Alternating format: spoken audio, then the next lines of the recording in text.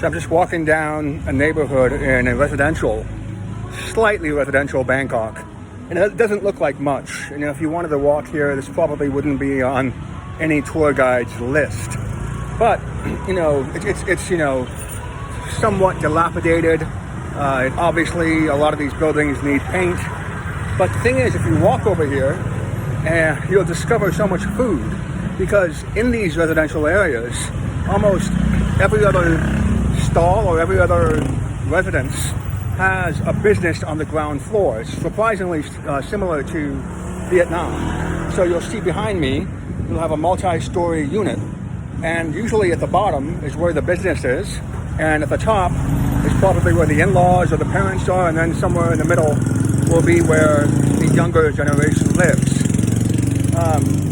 If you just walk down the street, I just had some really sweet coconut-based pudding, sugarcane. The sugarcane here tastes completely different than the sugarcane I've had in other places. I didn't even recognize it as sugarcane when I had it.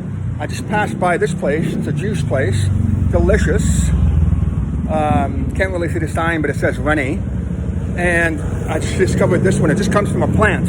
It's hard for me to describe because they just point to it. They say, all right, here, this is the drink and this is the leaf. And of course, I'm not an expert on herbs or leaves, so I'm not able to tell you what exactly this is, but it tastes similar to jamu in Indonesia. So it's a good thing that you are able to travel and walk around and get to have a lot of different kinds of food. Of course, there's a lot of barbecue stalls down there as well.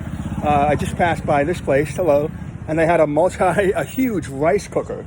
So right behind me here, this thing was stacked about four layers high, filled with rice. So you get to see a lot of interesting things. It's not something you can necessarily do every single day. But what's interesting is that in every residential area that you do go to, it's quite similar. It's something that in the West, you might call it a rundown area. But if you're actually walking through it instead of just riding through it on a motorcycle or a car, it's just so much more interesting than walking through a residential area in the United States. That's just my opinion, but I've got the food experiences to prove it.